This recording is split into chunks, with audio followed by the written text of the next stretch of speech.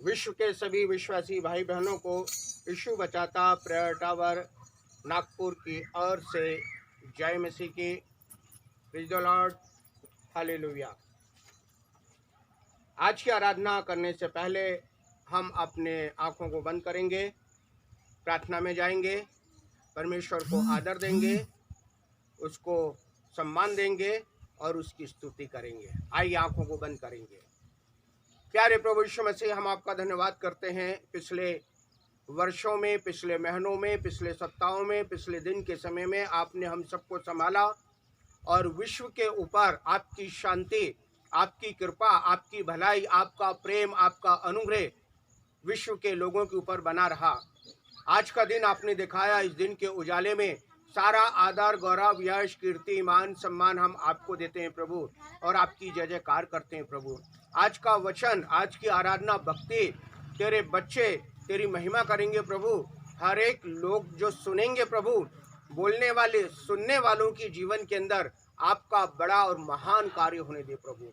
धन्यवाद यीशु, हमारी प्रार्थना आपने सुनी। यीशु मसीह के नाम से मांगते हैं हम, आमीन।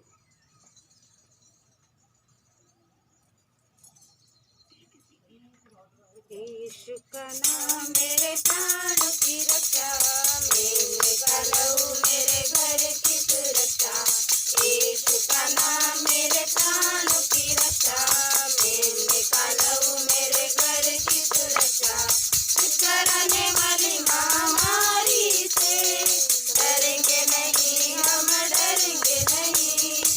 कराने वाली महामारी से डरेंगे नहीं, हम डरेंगे नहीं। यीशु का नाम मेरे प्राण की रक्षा, मैं निकालूं मेरे घर की सुरक्षा। यीशु का नाम मेरे प्राण की रक्षा, मैं निकालूं मेरे घर की सुरक्षा। रोग का भय और मृत्यु का डर, यीशु के नाम में हो अब दूर। रोग का भय और मृत्यु का डर, यीशु के नाम में हो अब दूर। यीशु का नाम मेरे प्राण की रक्षा, मैं निकालूं मेरे घर की सुरक्षा। यीशु का नाम मेरे प्राण की रक्षा, मैं निकालूं मेरे घर की सुरक्षा। विपत्ति कोई हम बना पड़ेगी, मेरे के निकट दुख ना आएगी। विपत्ति कोई हम बना पड़ेगी, मेरे के निकट दुख ना आएगी। यीशु का नाम मेरे प्राण की रक्षा, मैं निकालूं मेरे घर की सुरक्षा। यीशु का नाम मेरे प्राण की रक्षा, मैं निकालूं मेरे घर की सुरक्षा। स्वर्ग की सेना हमें घेरे हुए है, स्वर्गीय पिता हमें थामे हुए है। स्वर्ग की सेना हमें घेरे हुए है, स्वर्गीय पिता हमें थामे हुए है। यीशु का नाम मेरे प्राण की रक्षा, मैं निकालूं मेरे घर की सुरक्षा। यीशु का नाम मेरे प्राण की रक्षा, मैं निकालूं मेरे घर की सुरक्षा। करते रहे यीशु नाम की स्तुति, भूल जाए रोग के नाम सभी। करते रहे यीशु नाम की स्तुति, भूल जाए रोग के नाम सभी। यीशु का नाम मेरे प्राण की रक्षा, मैं निकालूं मेरे घर की सुरक्षा। यीशु का नाम मेरे प्राण की रक्षा, मैं निकालूं मेरे घर की सुरक्षा। हालेलुया। आइए, परमेश्वर ने जो हमें वचन दिया है, इस वचन के साथ परमेश्वर आज हमको आशीषित करेगा। थोड़ा समय परमेश्वर के वचनों में जाएं। आज की आराधना, आज की स्तुति परमेश्वर को आदर, मान, सम्मान देने वाली हो। आज का जो संदेश है और बहुत ही महत्वपूर्ण के साथ परमेश्वर ने हमें दिया है, ये दिन, ये समय। आज का विषय है संदेश का, दान 100% आपके दुख को आनंद में बदल देगा। वो कैसे? केवल आपका दान, आपकी चिंता, आपकी हर परेशानी, आपकी हर रुकावट, आपकी हर असफलता को, चाहे पहाड़ के समान बड़ी क्यों ना हो, उसे बिल्कुल मैदान बना देगा। केवल आपका दान, दशवांश और आपकी सहायता। आज के विषय के अंदर मैं आपके सामने 6 बातों को रखना चाहता हूं, जिसमें पहली बात है, दान गुलामी की दास्ता से बाहर निकालता है। जिस घर में, जिस परिवार में विवाह नहीं हो रहा, बच्चों का संतान नहीं हो रही, झगड़ों के बाद प्रेम, एकता, मेल मिलाप नहीं है, तू मैं के बाद तलाक, विवाह का टूटना, शक, दूरियां, भेदभाव का जीवन, बहुत से ऐसे परिवार हैं जो इस अशांति, निराशा, ईर्ष्या, जलन, छल कपट में डूबे हुए इंसान और एक परिवार को दान बाहर निकालता है। दान गरीबी, कर्ज, बेरोजगारी, अकाल, भुखमरी में जब कोई आय या आमदनी नहीं हो, आपके घर में, आपके जेब में पैसा नहीं है, उस वक्त दान हर परिवार को गरीबी से बाहर निकालकर उनकी सब जरूरतों को पूरा करता है। दान बीमारी की दास्ता से, दर्द, चीख पुकार, कमजोरी, हाथ पांव काम नहीं करना, भूख न लगना, बार बार बीमार पड़ना, बार बार एक्सीडेंट होना, बीमारी समझ में नहीं आना, नई नई बीमारियों के बंधनों में जकड़े रहना, अगर आप दान देते हैं तो आपका दान ऐसे परिवार के लिए दवा, चंगाई और छुटकारा देगा। दान आपके रिश्तेदार, आपके परिवार के लोग के द्वारा जमीन, जायदाद, खेती, मकान, बंगला, घर, दुकान, गाड़ी को अपने नाम करवाना तथा बैंक बैलेंस, सोना चांदी, रुपए पैसों को अपने कब्जों में करना, हड़पना, इन बंधनों से भी दान परिवार के लोगों को बाहर निकालता है।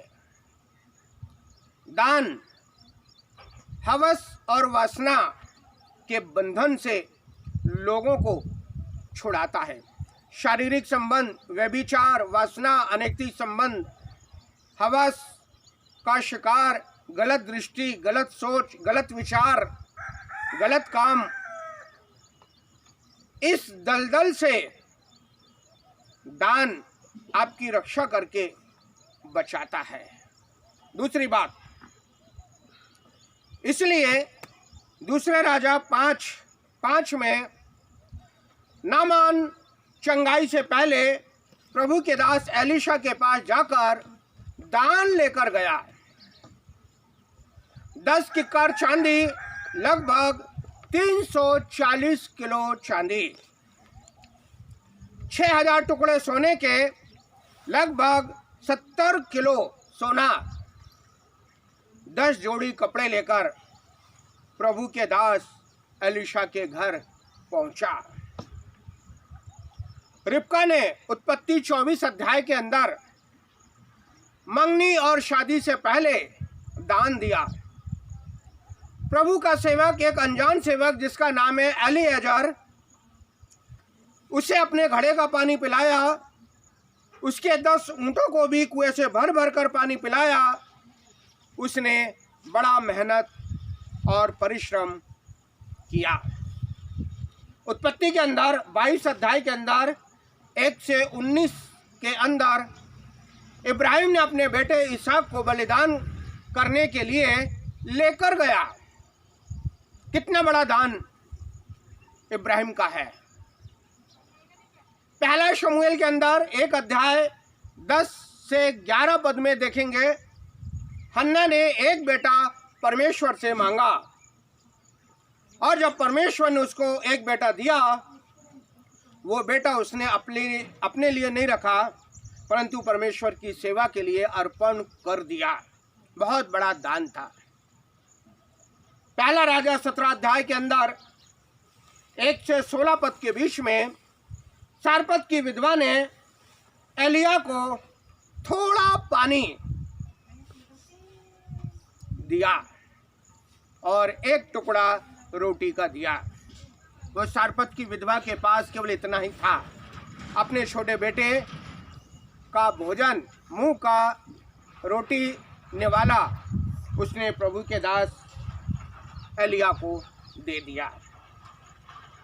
लूका 7 अध्याय में अगर हम देखते हैं 5 पद में, सूबेदार ने अपने जाति के प्रिय लोग जो नए विश्वासी थे उनके लिए एक परमेश्वर का भवन, आराधना भवन, चर्च भवन बनाकर दे दिया। लूका 21 अध्याय में हम देखेंगे 1 से 4 पद के बीच में, कंगाल विधवा ने अपने जीवन भर की कमाई जमा पूंजी केवल 2 दमड़ी, 2 पैसा, दोनों पैसा यीशु मसीह को दान में दे दिया ताकि बहुत सी सेवा होने पाए। मरकुस 1 अध्याय 16 से 20 में चेलों ने यीशु के पीछे चलने के लिए क्या क्या दान दिया। चेलों ने अपनी नाव छोड़ी, अपना जाल छोड़ा, अपना सामान छोड़ा, कपड़े छोड़े, बर्तन छोड़ा, यहाँ तक कि अपने पिता को भी छोड़ा और यीशु मसीह के पीछे हो लिए। किसी भी सामान की उन्हें चिंता नहीं। दूसरा राजा 4 अध्याय के अंदर 8 और 10 पद में हम देखेंगे, कुलीन स्त्री ने बार बार प्रभु के सेवक एलीशा को रोटी खिलाई, खाना खिलाया तथा उसके लिए 5 चीजें बनाकर दे दी। कमरा, मेज, कुर्सी, दीवट और एक खाट। दान लोगों के जीवन को बदलता है। दान आपके पारिवारिक जीवन की हर समस्याओं के बंधनों को तोड़ेगा। बहुत से ऐसे परिवार हैं विश्व के अंदर, संसार के अंदर, जो पारिवारिक समस्या में डूबे हुए हैं। कौन कौन सी समस्या है, कुछ बातें मैं आपके सामने रखता हूं। बहुत से परिवार के लोग इस बात को बोलते हैं, जब से पिता ने दूसरी शादी की है तब से घर में अशांति, झगड़ों में हम डूबे हुए हैं। कुछ परिवार बोलते हैं, मेरा भाई जब से झाड़ फूक, तंत्र मंत्र के चक्कर में जब से पड़ गया है तब से घर में सुख, शांति, चैन नहीं है। शायद हमारे दान और दशवांश ना देने से। बहुत से परिवार के लोग बोलते हैं, हमारे पूरे परिवार की दवाई और डॉक्टर की फीस 1 महीने की 20 से 25 हजार रुपये लगता है। इसके बाद भी हम लोग ठीक नहीं हो पाते हैं, लेकिन हम दान नहीं देते। कुछ परिवार के लोग बोलते हैं, जब से हम इस घर के अंदर आए हुए हैं तब से हमारी गरीबी समस्या दूर नहीं हो पा रही है, फिर भी हम परमेश्वर की सेवा के लिए दान नहीं देते। कुछ परिवार के लोग बोलते हैं, मेरे पति, मेरे सास ससुर और साथ में 2 छोटे बच्चे भी मुझे सब लोगों के सामने मेरा अपमान करते हैं। कुछ परिवार के लोग बोलते हैं, मुझे पिछले 13 सालों से बिजनेस काम में घाटा ही घाटा हो रहा है, फिर भी मैं दान नहीं दे रहा। कुछ परिवार के लोग बोलते हैं, मेरे पति की नौकरी टूट गई, उसे निकाल दिया क्योंकि ऑफिस में दूसरी औरत के चक्कर में उनकी नौकरी चली गई। कुछ परिवार के लोग बोलते हैं, पिछले 7 सालों से करीब 13 बार मंगनी टूट चुकी है। कुछ घर के अंदर लोग बोलते हैं, मेरी बेटी ने अपने पति को तलाक दे दिया है और दूसरे लड़के से शादी कर ली है। कुछ घर के अंदर लोग बोलते हैं, हमारे घर में किसी का एक्सीडेंट बार बार होता है, लेकिन हमने कभी प्रभु की सेवा के लिए पास्टर को दान सहायता नहीं दिया। कुछ लोग बोलते हैं, हमारे परिवार में मेरी भाभी, नंद और जेठानी तीनों की कोख बंद है, कोई संतान नहीं है, शायद हमारे दान नहीं देने से। एक घर में जब मैं गया, वहाँ पर बोला, मेरे साथ 2 बार प्यार में धोखा हुआ है। मैं सोचती हूँ प्रभु की सेवा के लिए दान दूं, लेकिन सोचते सोचते 2 वर्ष निकल गए हैं, लेकिन अभी तक मैं दान नहीं दे पाई। कुछ परिवार के अंदर लोग बोलते हैं, मेरा एक बेटा 45 साल का है और दूसरी बेटी 42 साल की, दोनों का विवाह नहीं हुआ। कुछ घर के अंदर लोग बोलते हैं, मैं बार बार कोर्ट केस में हार जाता हूँ, मुझे फैसला नहीं मिलता और मेरा पूरा पैसा खत्म हो गया, शायद मैंने कभी दान नहीं दिया, इसलिए ये हुआ। कुछ परिवार के अंदर लोग बोलते हैं, मेरा प्रमोशन नहीं होता, हर महीने कर्ज पे कर्ज बढ़ते जा रहा है, लेकिन पास्टर के समझाने पर भी हमने दशवांश नहीं दिया। चौथी बात आपके सामने रखना चाहता हूं मैं, दान 3 शब्दों से बना है। पहला द, दूसरा शब्द आकाडंडा और तीसरा शब्द न। ये 3 शब्द पिता, पुत्र, पवित्र आत्मा को दर्शाते हैं। जब हम प्रभु की सेवा के लिए दान देते हैं तो पिता, पुत्र, पवित्र आत्मा तीनों त्रिएक हमारे साथ हो लेते हैं। हमारे काम, धंधा, बिजनेस, जीवन, शरीर, देह, प्राण, आत्मा पर, हमारे परिवार पर तीनों पवित्र आत्मा की उपस्थिति बनी रहती है। दान का पहला शब्द है द। द से दशवांश देना,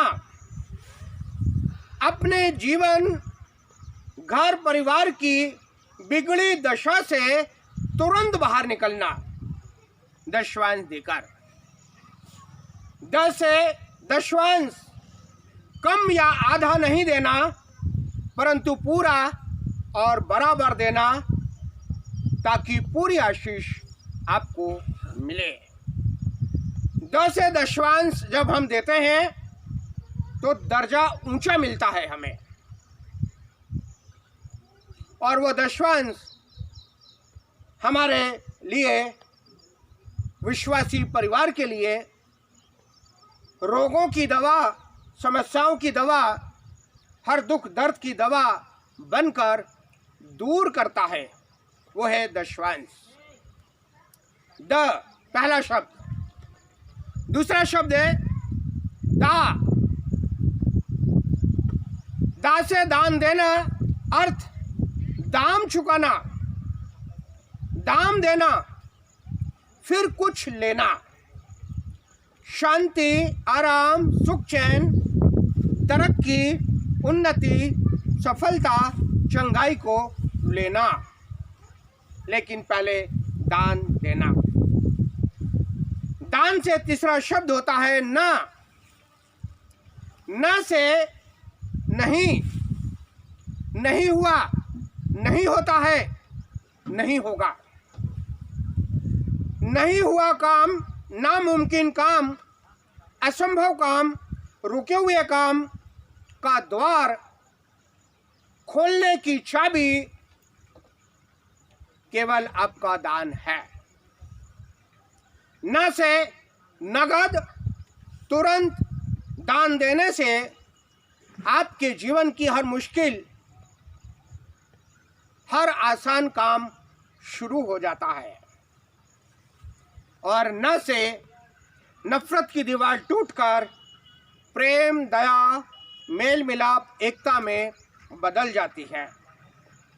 न से नफा नुकसान की भरपूरी, न से नदी के समान एक आशीष के रूप में आपके जीवन, आपके घर, आपके परिवार में, आपके पैसों पर आशीष बहने लगती है। पांचवी बात आपके सामने रखना चाहता हूं मैं।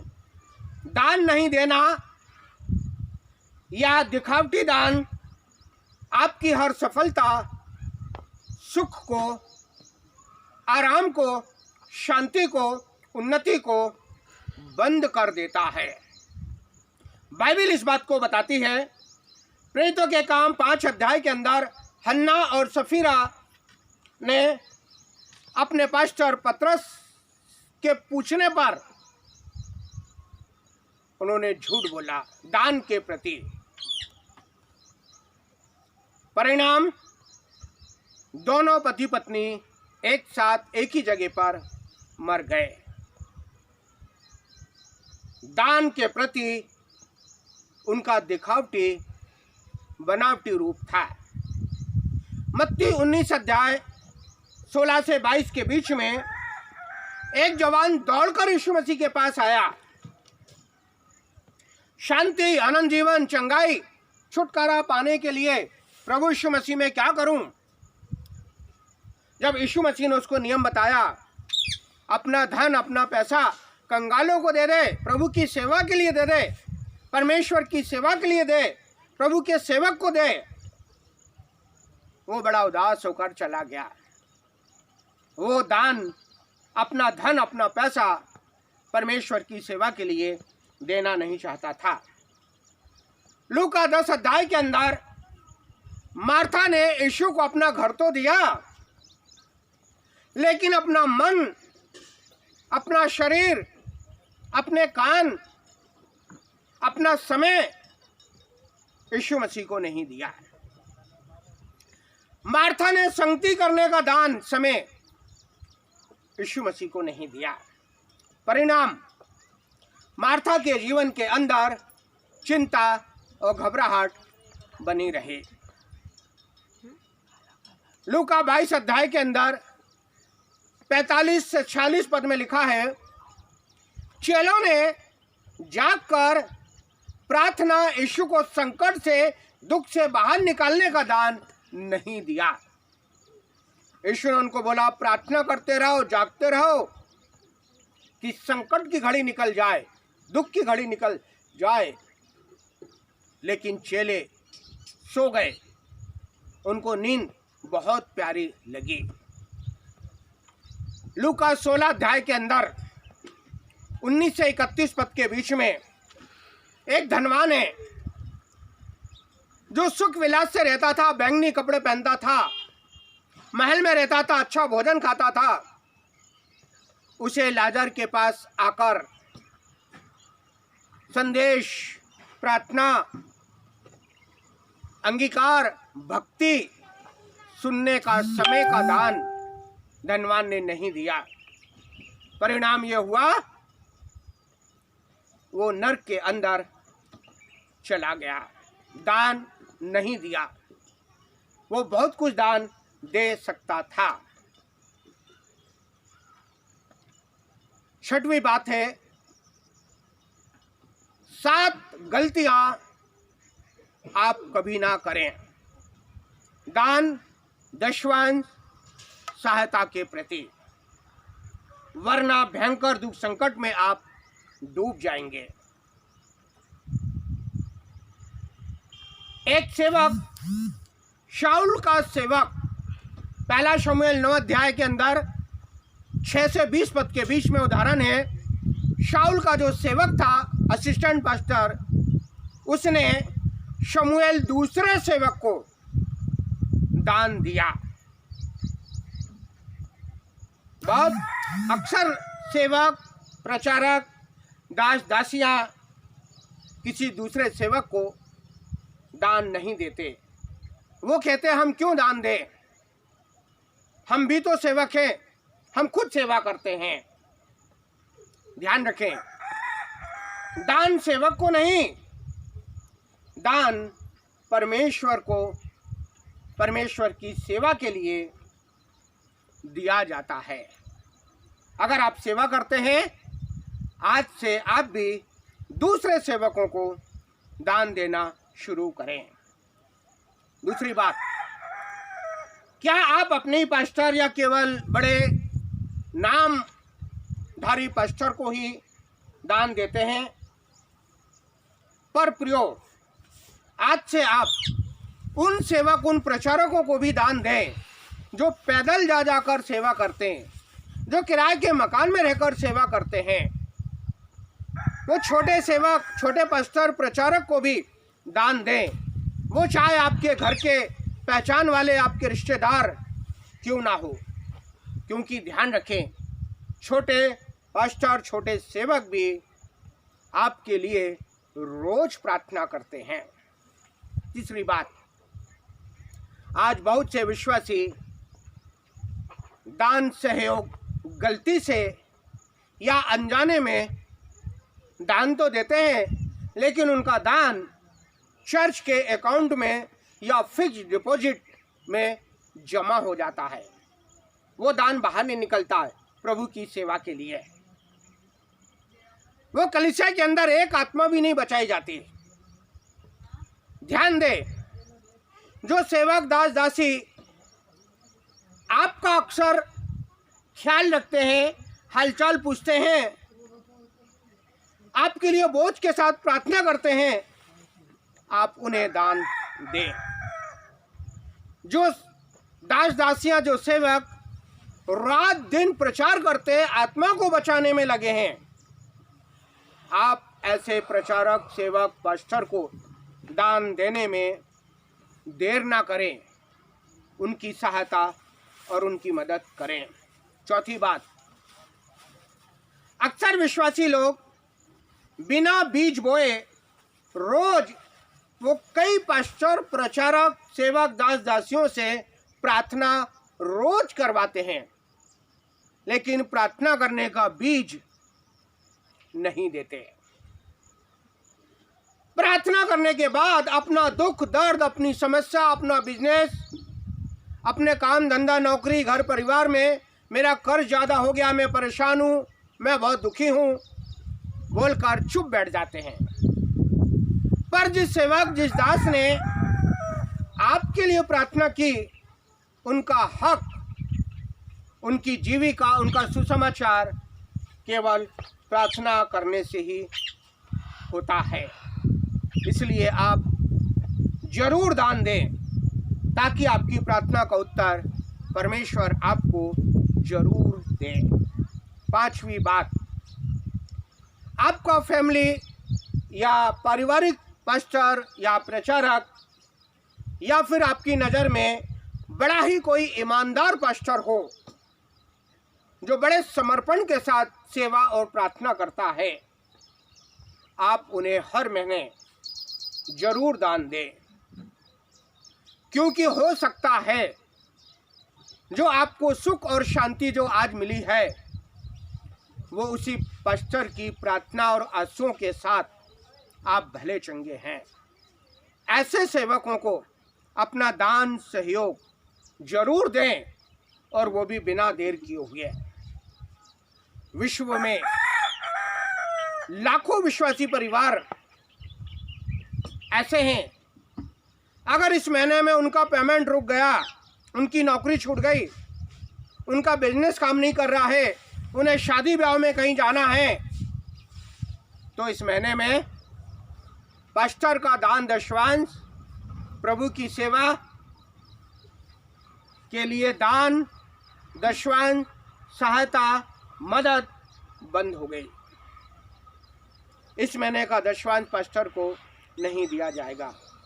प्रियो, आप ऐसी गलती कभी ना करें, बल्कि इस महीने में तंगी मुसीबत अगर आ गई है तो तुरंत जाकर दान दे, और हो सके तो और ज़्यादा से ज़्यादा दान, सहायता, सहयोग दे, ताकि आपके दान, दशवांश, सहायता, मदद से आने वाला सप्ताह, आने वाला महीना तंगी मुसीबत में ना हो, परंतु आपके दान देने से आशीष के द्वार खुल जाए। ध्यान दे, 7वीं बात है, जो आखिरी बात है, जब भी कोई पास्टर या सेवक या प्रचारक आपके घर आता है या आपने उसे फोन करके प्रार्थना के लिए बुलाया है, उसे जरूर आदर, मान, सम्मान दे। और जब वो पास्टर आपके घर आता है, वचन प्रार्थना संगति के बाद आप पूरे घर के लोग रट्टू तोता जैसे अपनी परेशानी, अपना काम धंधा, अपना बिजनेस, अपनी नौकरी, अपना पैसा, बिल भरना है, मकान किराए का, किराएदार को पैसा देना है, उधारी बहुत हो गई, समस्या परेशानी का गीत गाते ना रहें। उस पास्टर प्रचारक को खाली हाथ हर बार ना भेजें। उस पास्टर प्रचारक सेवक दास दासी से कोई भी बहाना ना बनाएं, वरना आप बहुत बड़ी परेशानी, संकट में पड़ जाएंगे और कोई भी आपको बचाने वाला नहीं होगा। ऐसे बाइबल में हजारों लोग हैं, संसार में ऐसे हजारों लोग आपको मिलेंगे जिन्होंने जब दान दिया, उन्होंने अपने जीवन, घर, परिवार में बड़े बड़े चिन्ह और चमत्कारों को देखा, बड़ी बड़ी आशीष के द्वार को देखा, छोटे छोटा बिजनेस के अंदर परमेश्वर ने उनको बहुत सारी आशीषें दी है। आप भी, बाइबल बताती है, यीशु मसीह भी दान देता था।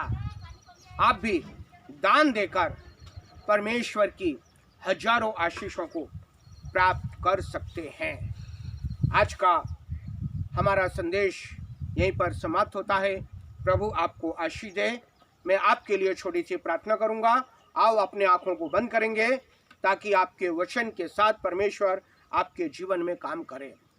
हमारे प्यारे पिता परमेश्वर, हमसे बेहद प्रेम करने वाले, दया के सागर, हम आपका धन्यवाद करते हैं। प्रभु यीशु मसीह, आपने अपना कीमती दान हमें दिया। आपके पास एक ही बेटा था जो आपने हमारे लिए, जब भी हमारे पास कोई खासियत, कोई विशेषता नहीं, कोई योग्यता नहीं, हम संसार में पापी भटके हुए लोग थे, लेकिन आपने अपना एक बेटा यूहन्ना 3:16 के आधार पर यीशु मसीह को हमें बचाने के लिए, हमें उद्धार देने के लिए, हमें छुटकारा देने के लिए, हमें धनी आनंद आशीष देने के लिए आपने दान देकर इस बात को प्रकट किया कि तुम्हें भी दान देना है। यीशु मसीह ने भी दान दिया, क्रूस पर अपनी जान देकर लोगों को बचाने के लिए दान दिया। पिता स्वामी, जितने लोग आज इस वचन को सुन रहे हैं, तेरे सेवक दास दासियां, भाई बहन, बच्चे, जवान, बुजुर्ग, नए पुराने सभी विश्वासी, पिता अपनी कमाई का हिस्सा, दशवांश बराबर अपने पासवान को अपने चर्च में आकर बराबर और पूरा दशवांश दे। अपने सेवक दास दासियों को दान, सहायता, सहयोग दे, ताकि वो सेवकों के द्वारा, दास दासियों के द्वारा तेरी सेवा होने पाए और इस संसार के अंदर बहुत सी आत्मा बचाई जाए और लोग संकट से बाहर निकलें, लोग गरीबी से बाहर निकलें, लोग बीमारी से बाहर निकलें।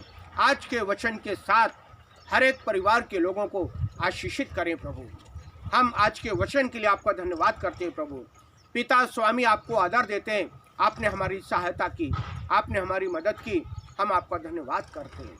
यीशु मसीह के नाम से मांगते हैं हम, आमीन। प्रभु आपको आशीष दे।